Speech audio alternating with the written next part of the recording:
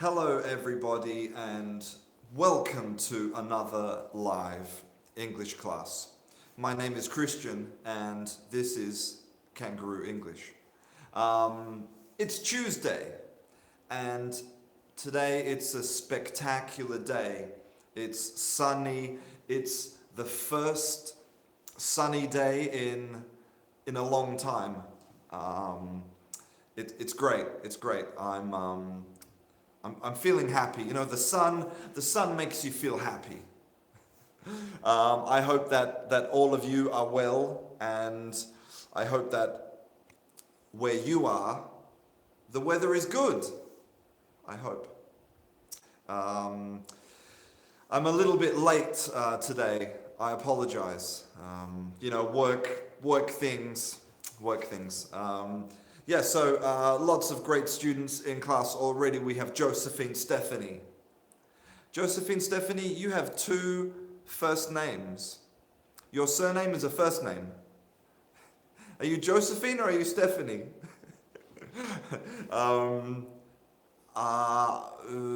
Hello to, I think your name might be Miriam from Russia. Miriam, maybe? I miss you too, Josephine. We have Adam Shapla from Poland. Gosha's here. Christina Ruibal, Patricia Kotesport, Latifa Seduki, Sogol Marina from Argentina, Tomasz, Ana Luisa, Felipe Navarro, Akmal Nabil, Mayela, Jose Hussein, Doce Alma, or Doce Alma, maybe, from Brazil.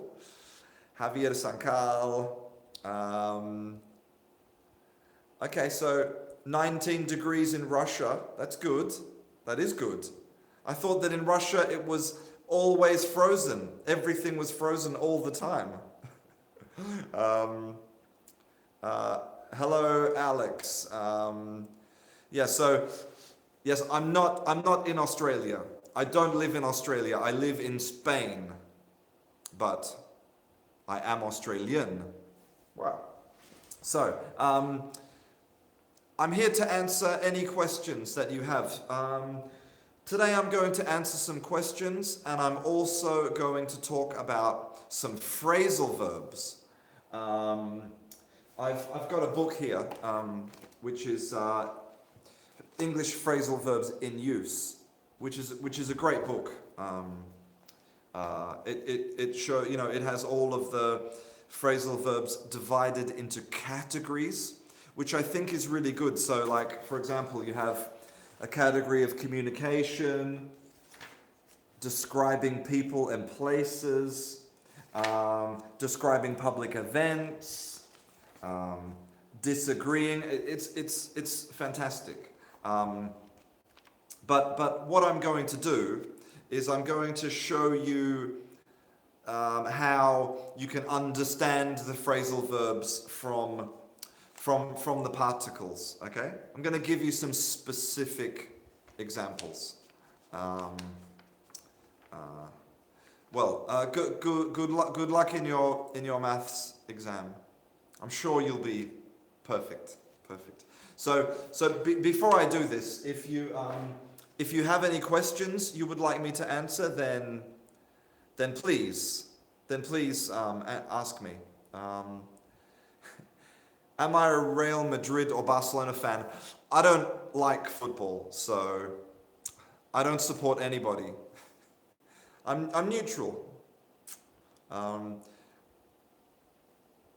Okay, so Adam Shapler wants to know the difference between which and that. I think you mean as a conjunction, right? So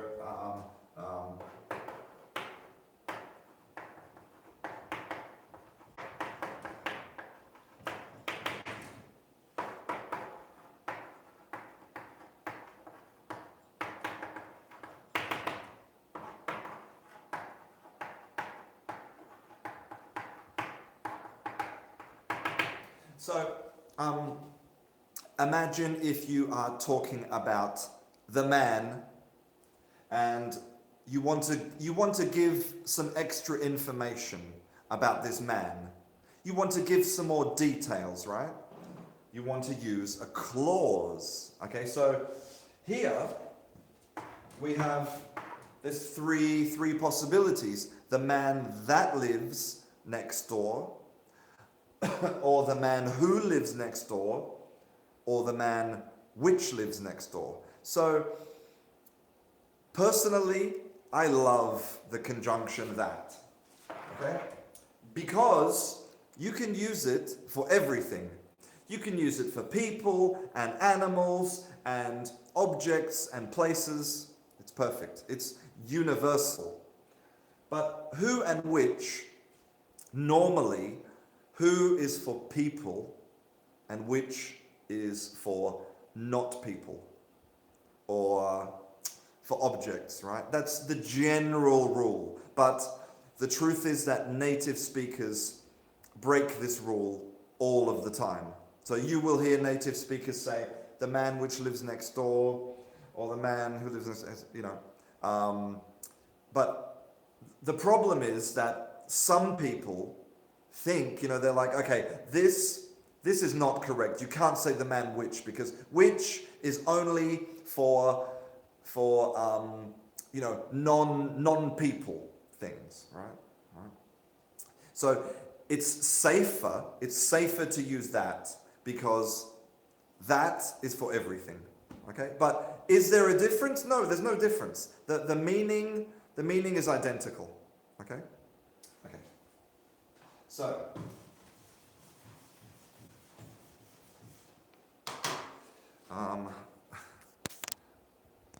okay, let me have a look and see if I have another question here to answer. I hope that answers your question.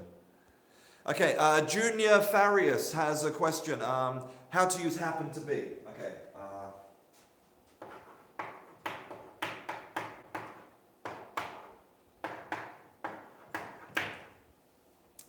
So this is like a phrase, okay? To happen to be. And this is the verb part, right? And so we conjugate this part. So you can say, for example, he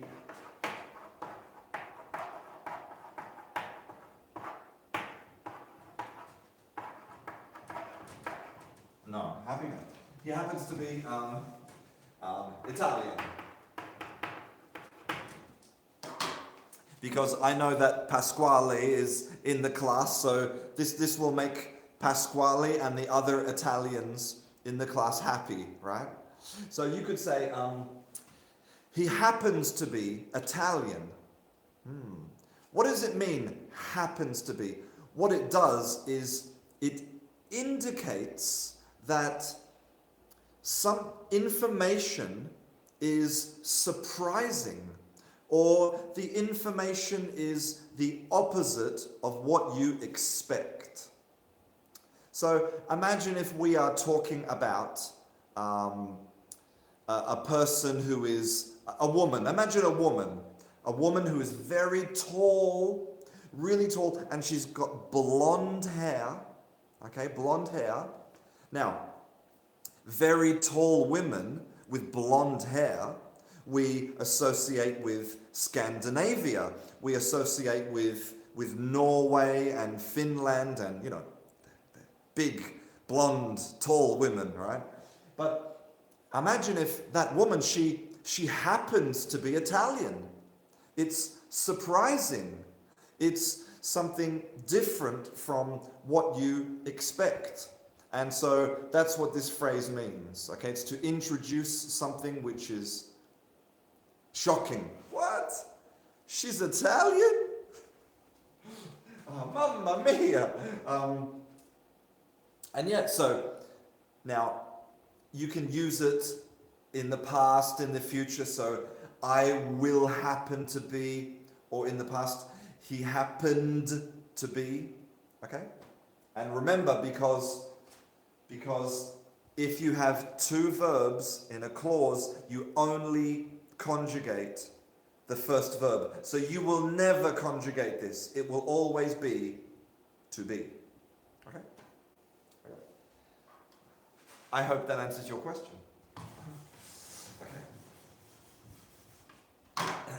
Okay. Do I have a girlfriend? No, I don't have a girlfriend.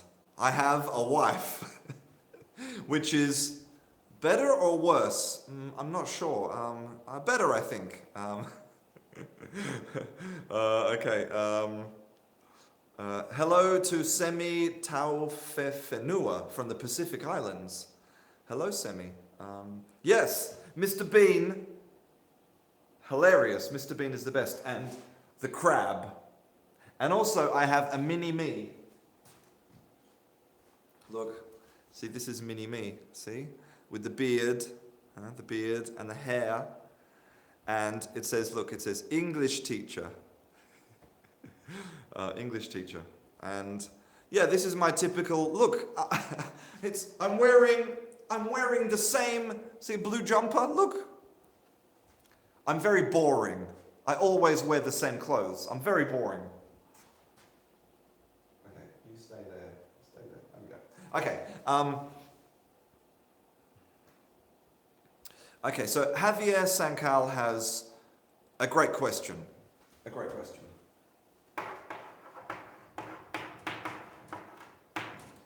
And it's, well, this is not a H.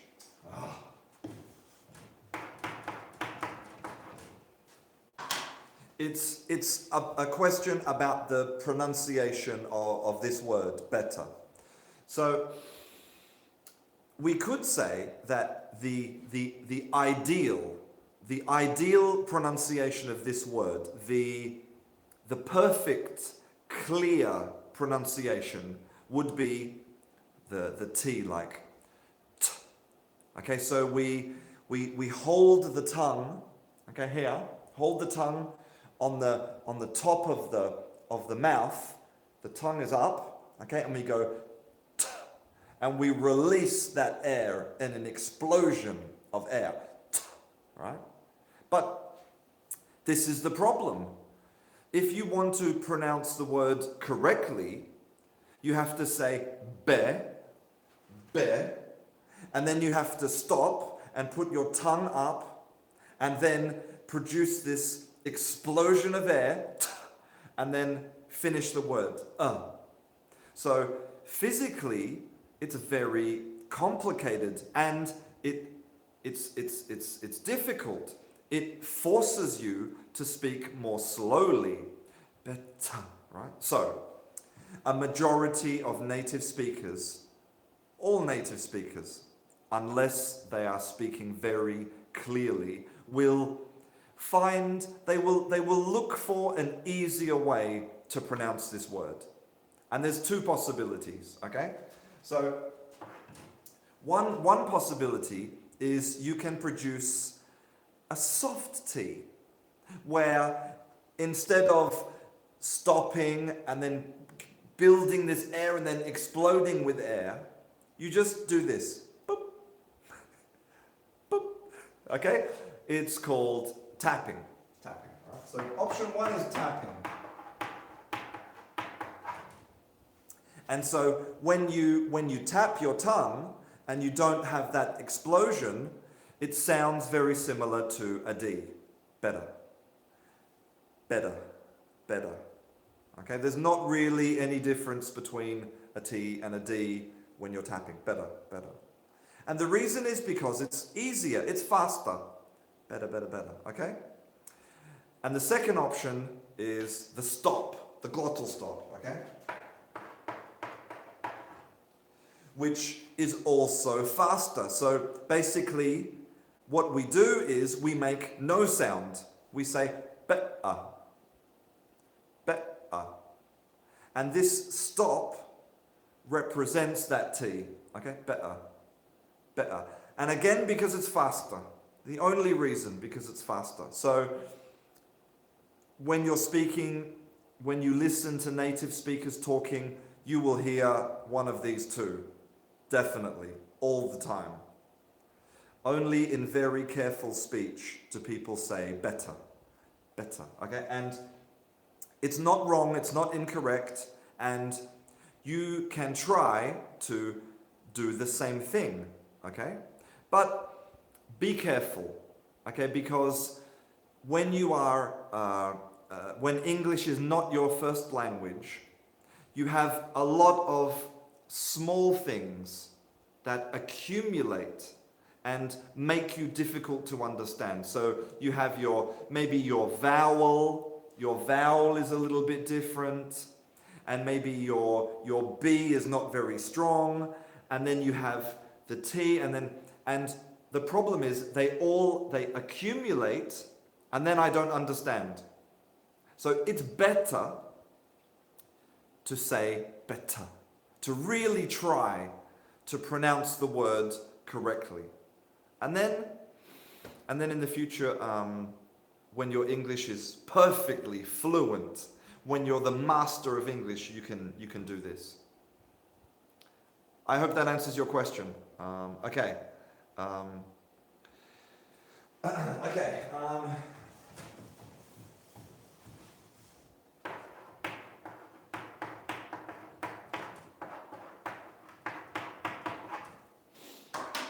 What's the difference between beautiful and pretty? Okay, I think in general, beautiful can be used for anything. You can have a beautiful man or woman. You can have a beautiful object. You can have a beautiful car. But pretty is only for people, and only for women. Only for females in general, okay?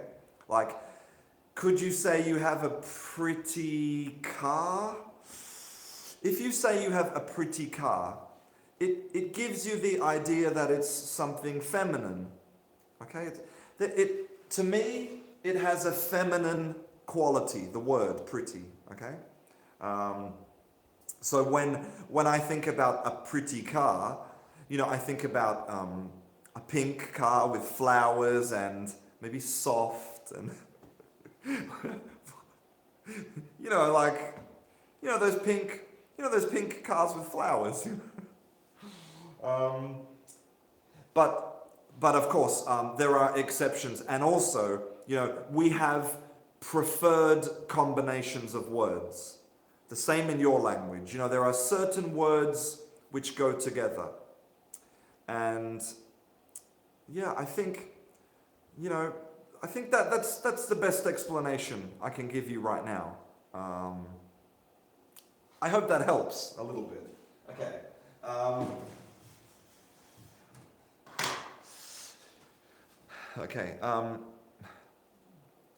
Okay. Maestro wants to know the difference between I have no and I don't have. Okay. So,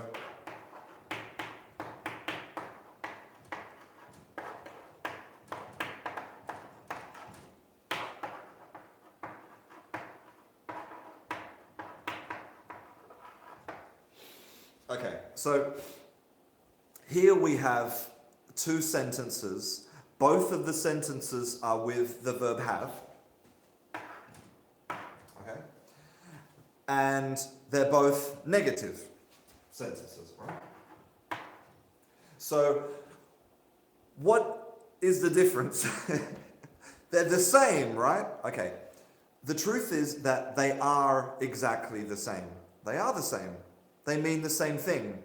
They mean that you have the patience to explain in Chinese. You have patience. You no. Okay? And the reason we have two possibilities to say the same thing is because of the history of the negative in English. Okay? So originally in Old English, the negative was at the beginning, right? Like this, here. Okay? And then the negative moved here, okay? And then the negative moved back to the beginning again. So over time, the negative was moving around. Sometimes it was at the beginning, and then, okay. Now, this, I have no patience. This is an old-fashioned, antiquated construction, okay? This is like, it's more formal, it's more literary, okay? You wouldn't really use this often. You would only use this in special circumstances because it's old, okay? It's from Old English. This is the modern, the modern English usage. And that's the explanation. So this is something you will hear and see and use every day. And this one is for special occasions. Okay.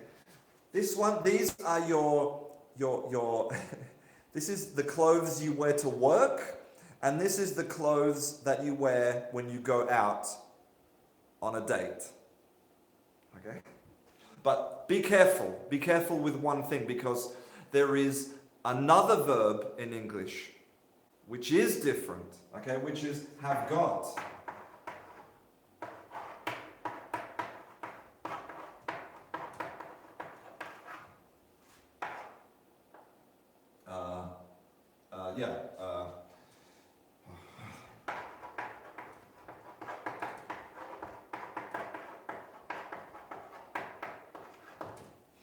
Okay, you see now this is a third possibility. I've got no patience. I haven't got patience. So this is a different verb in English. This is the verb have got. And have got is different from have. The conjugation. The meaning is the same. Have got. Okay? So just to emphasize that thing. Okay. I hope that answers your question. Okay.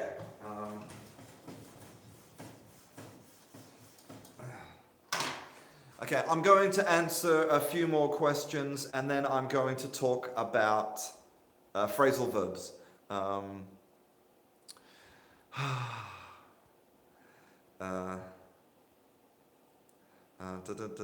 Okay, so question about the pronunciation of this word. Ooh.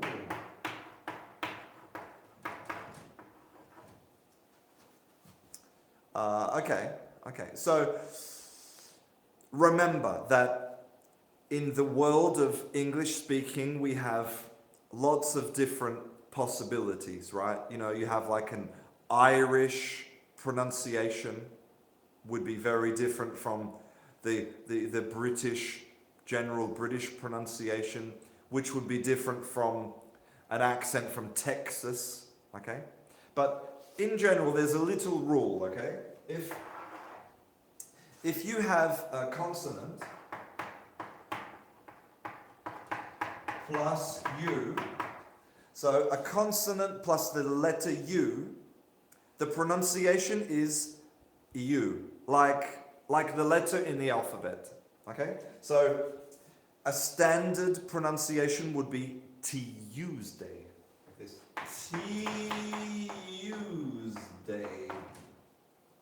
Tuesday. And it's the same rule you will find in most words with consonant and U, like Q.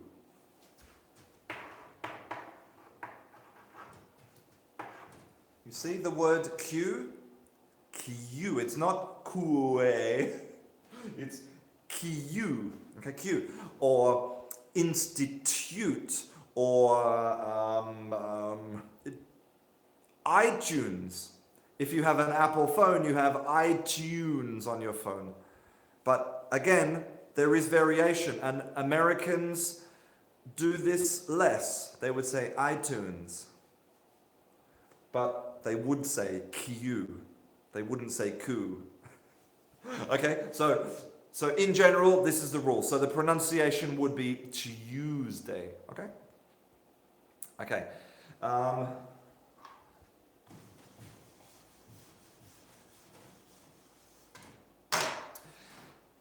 Patricia has a really interesting question.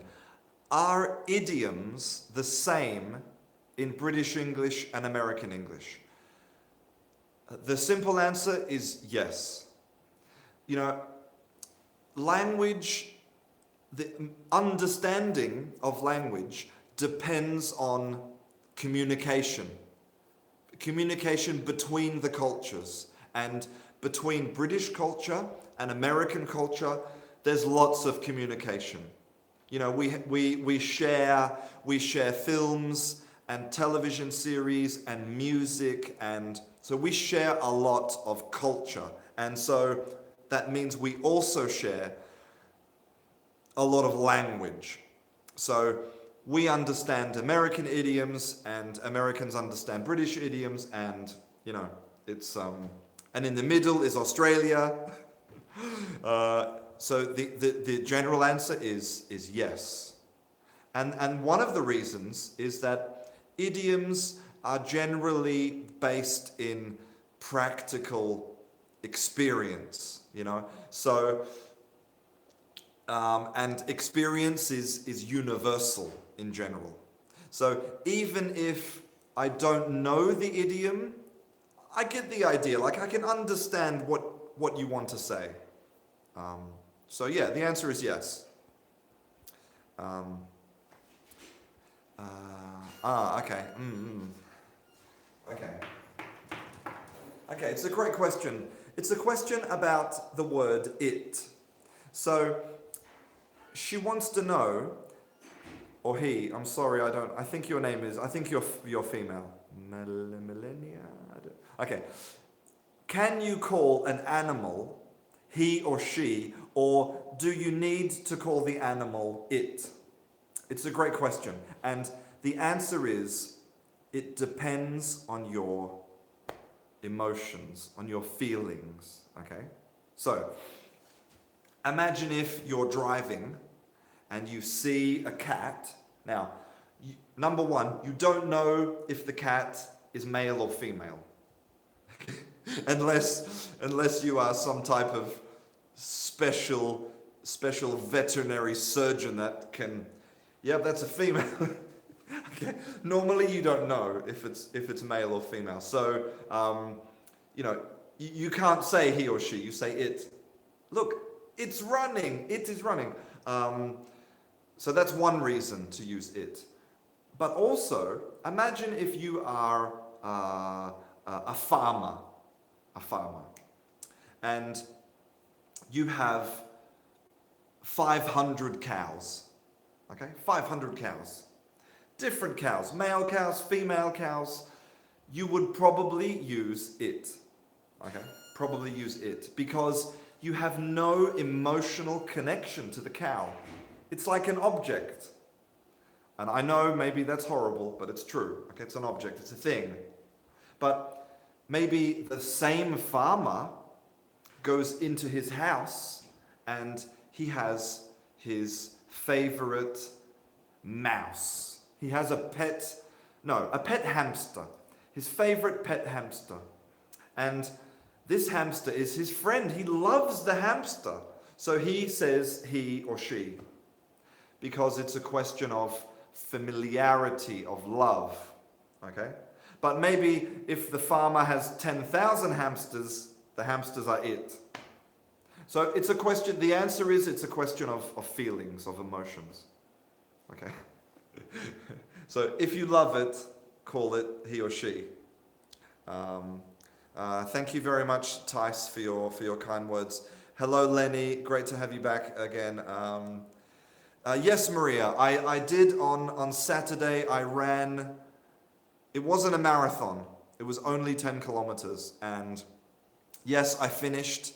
And yes, I am very, very happy with myself because I didn't die. I thought I was going to die and I didn't die. So I'm happy. Oh, I'm still here. Okay. Okay. Jura has another great question. I'm going to answer a couple more questions, then we're going to talk a little bit about phrasal verbs. Okay, so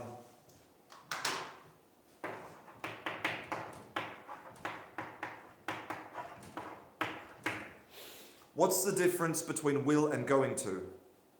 Short answer, there's no difference. Absolutely no difference.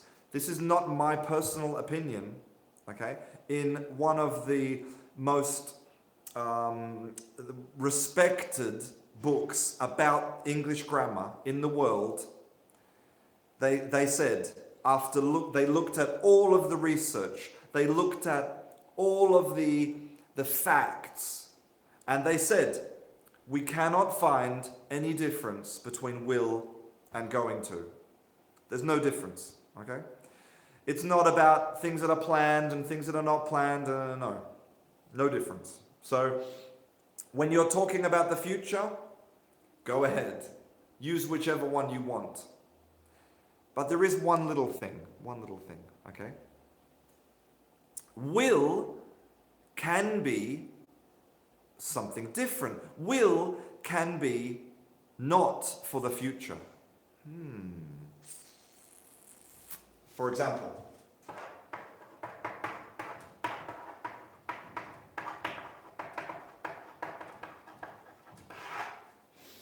think about this sentence. I will pass this exam. Now, yes, the exam will happen in the future, okay? But really, you are not visualizing the future. You're not really talking about the future. You're actually talking about your will, your internal will, because will has two meanings. Will is also your in Spanish, voluntad. I can't think of a synonym in English. It's like your dedication, your commitment, your certainty, your truth. Okay, you're saying it's true, but it's not about the future. It's about now. You're talking about yourself now. So that's why will can be different. Okay, and that's why sometimes native speakers prefer to use will, because they're not really talking about the future. They're talking about themselves or other people now. So they're talking about certainty, okay, which is different. It's different from future. I hope that helps. Okay, one more question, and then we'll talk about phrasal verbs. Let's have a look. Okay, great question here from Shajerovi. Shajerovi?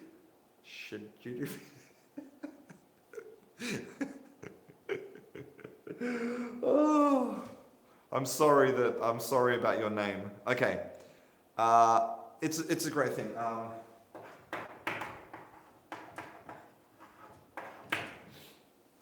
Now, this is a question that you will hear native speakers ask you a lot. They say, "How come?"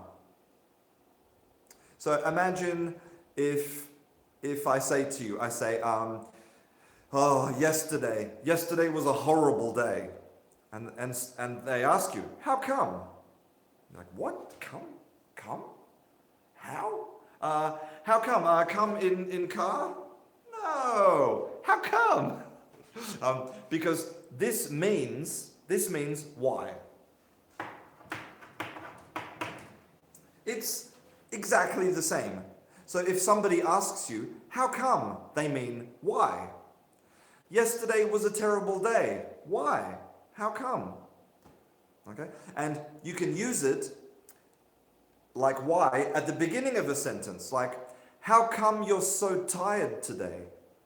Why are you so tired today? Okay? So that's it. It's a great thing to use. It's more informal, right? It's cool. It's a cool thing to say. Okay. So, okay, let's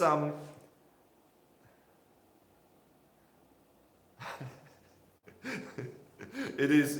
This question is like, right? Okay. let's talk about phrasal verbs. Okay, so I'm going to talk about phrasal verbs. Okay, this chapter is phrasal verbs with look. Okay, so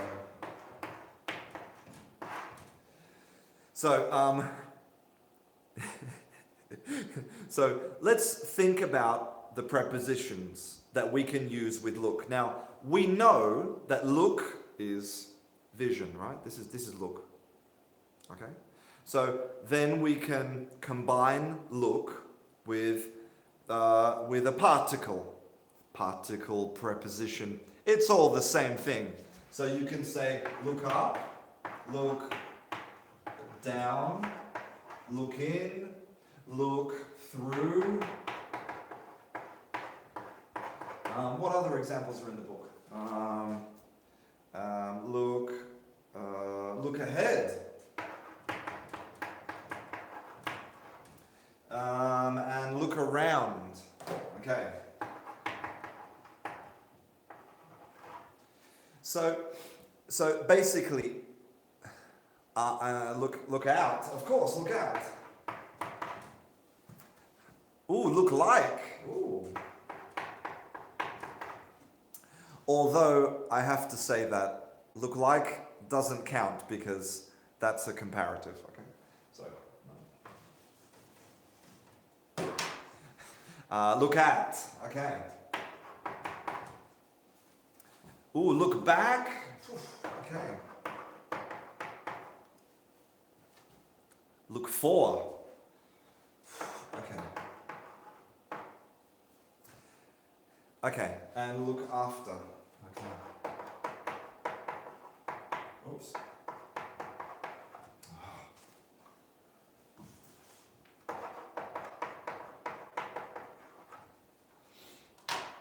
Okay, so now maybe we have all of these possibilities. Look back, look up, look down, look in, look through, and maybe you're thinking, this is impossible. This is one verb and all of these particles, and we have 1,000 different meanings. Oh my God, but it's not complicated, I promise. Okay? So, remember that language is based on experience. Okay? It's not random. It's about how we experience the world. Okay, so look up. Let's think about it. We're looking up. Now, what does it mean if something is up? Okay? In English, up is good. Up is good. Up is good because it's something which is bigger. Bigger is better, right? More is better. If I have one piece of food, that's good, and then I have another piece of food, and another one. Look, it's getting better. My situation is improving. Up is good. So, look up means that I'm paying attention to something which is good. So, imagine if your hero is, let's think of who is a good hero today. What about the Dalai Lama? The Dalai Lama, right? So, for you, the Dalai Lama is, well, for me anyway, for me the Dalai Lama is a great person, okay? And so he is up. For me, he's up. So I look up to the Dalai Lama, okay? And then, of course, we have the opposite. We have the opposite. Someone that I don't like, okay, they're reducing, it's worse. Down is bad. Down is bad. Here we have Donald Trump. He is, okay? He's down in my estimations. Okay, he's down here. I have less respect for him, okay? I look down on Mr. Trump, for example. And yes, it's true, Roberto, I can speak down to him. Speak down. You, down, okay? Down is bad. Look up to the Dalai Lama, look down on Trump, okay? What about in? So we have a container, okay? We have a container, and in this container, we have in. So we can be literal, like I can look in the window. Okay, I'm looking in, okay? But it can also be abstract. You see, me, where is my soul? Where is my intelligence? Here, right? Here in my brain. So I can look into myself. And also, if we have a problem, okay, here's the problem. There's a big problem. Now, I need a solution to this problem. But I can't find the solution from here. I need to, get inside and look around and inspect. I need to look into the problem. Investigate. Okay, I'm looking in the problem. Okay? Remember, language reflects experience. So, look through.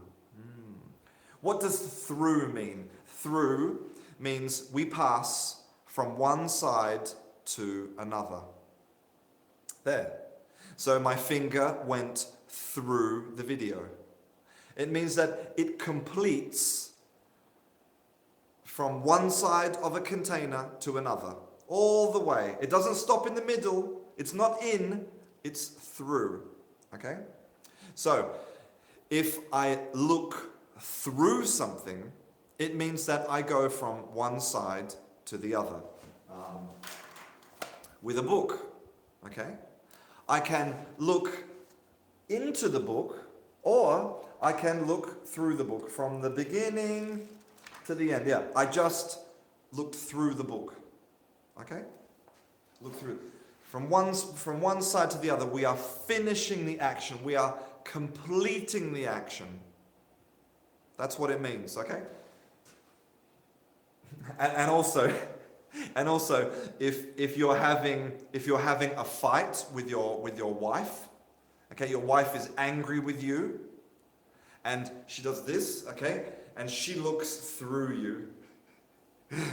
Her eyes, they look into your soul, and then they go out the other side. It's like you're invisible. Okay. Ahead. Now, in the English language, time is represented as a journey.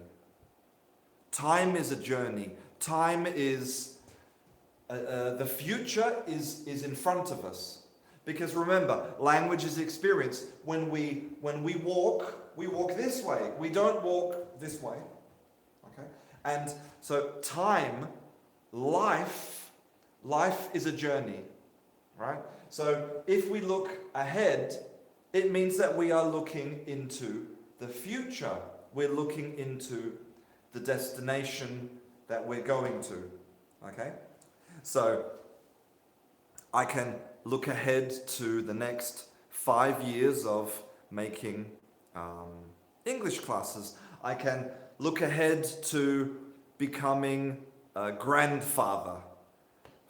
Man, I don't want to look that far ahead. No. Okay? Head. And then, of course, the opposite would be back. Back is the past. Things that happened in the past, the past in time, the past in our journey in life. So don't look back in anger. So don't look back in anger. I heard him say. Yes, exactly. Great example, Gosh. You can look back to your childhood. Rodrigo, is look ahead the same as pay attention? No. Paying attention is in this moment. Paying attention is focus. Okay? Looking ahead is when we're looking to the future. thinking about the future. Okay. Look ahead when you cross the street. Okay. When you cross the street, children, when you cross the street, yes, you should look ahead, but also you need to look right and look left. Okay? This is the rule. Look right, look left, and then look right again, then look ahead. Okay. I'm looking ahead to the Olympics. Yes, I'm going to represent Spain in the Olympics in 20. Do they have Olympics for old people? Wow. Okay. Look around. Around. Okay, around. And again, think about it. It's human experience. It's this. It's circular. Okay? It's a movement. Circular movement. So look around is, imagine you arrive in a new place and you look around. You look here and you look here and you look here. Like John Travolta. Alright? You're looking around, okay? It's that simple. So looking around, you could say, I visited New York and I looked around. You explored, the different places. You looked here and you looked here. Oh my God, look, it's Mr. Bean. For example, okay? Yes, it's Mr. Bean. Rick Ross, yes. Did I tell you that I have a purple Lamborghini? Okay, look out. Out. So we have in, container and in, and then we have out. So if I'm the container, okay, I'm the container, then I'm saying look outside of the container. Look to your surroundings. That's why if I throw something, I say, look out! I want you to look outside of yourself. Okay? Or imagine if I give you a book and I say, look out for any spelling mistakes. So I'm asking you to not be in yourself. I'm asking you to be outside. I'm asking you to be here on the page, paying attention to mistakes. Okay? Okay. And so we have, Edson has put another phrasal verb, which is to figure out. Now, figure out has a different meaning of out, okay? Because out can also mean finished. Right? Imagine you can say to your wife, honey, sweetheart, love of my life, we are out of milk. There's no milk. We're out of milk. Out means finished. Okay? So when I say figure out, so remember that the verb is figure, to calculate, to understand, to figure out. It means to figure completely, to calculate totally, to understand 100%. Okay? So it is out, but it's not the outside of the container, it's out as in finished. Okay? And I explain more about this in my phrasal verbs classes. I'll put a link maybe here. Huh? Okay. At. Now, remember, at is direction. Okay, you're directing your energy or your look. Okay? This is at. It's when you identify an objective. Okay? So here I'm looking at you. Or I can throw at you. Or I can talk at you. Okay? It's aggressive. Okay, it's very intense. It's more, it's focused and like it's a target. It's war. It's a battle. Look for. Now, on the other hand, so at is very direct. At is very direct. Hey, come here for a minute. Why? Come here. Okay. I don't want to. My wife is now blonde. Hey. Look at. Very blonde. Yeah, she was brunette, but now she's blonde. Are you having more fun? Yeah, blondes always have more fun. For sure. I'm going to be finished shortly. Okay. I'm just explaining 2 more particles. Okay, cool. Have a good time, guys. See you later.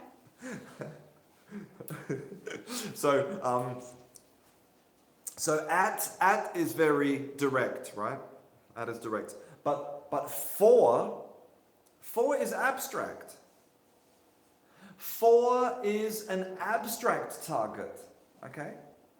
So I can ask you, what did you buy that book for? As in, what is your abstract objective, your abstract goal or target? Because it's not something specific, it's for. Okay, so to look for is you are searching for something.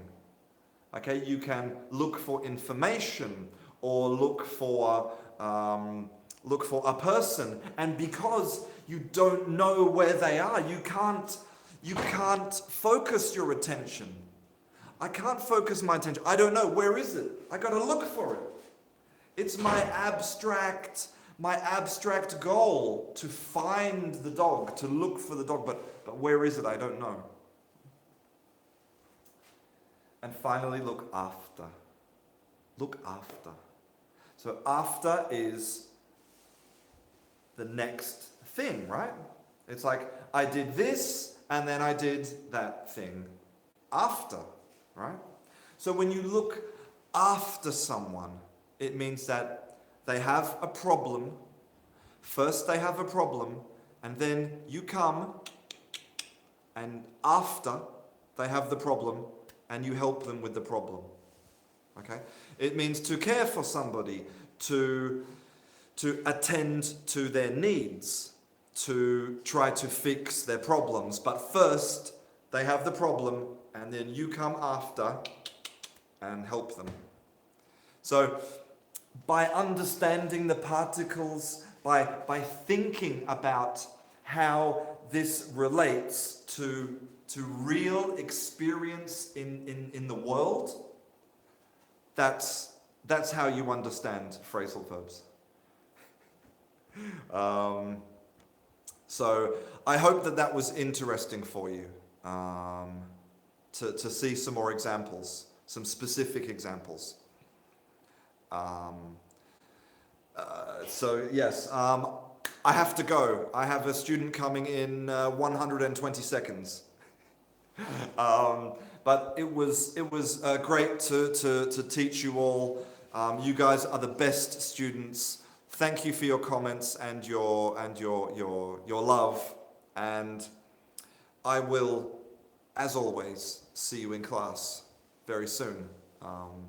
Lots of love, guys. Bye. See you on Patreon. I'm uploading a video every day on Patreon. I'll see you on Patreon. It's free. See you there. Bye.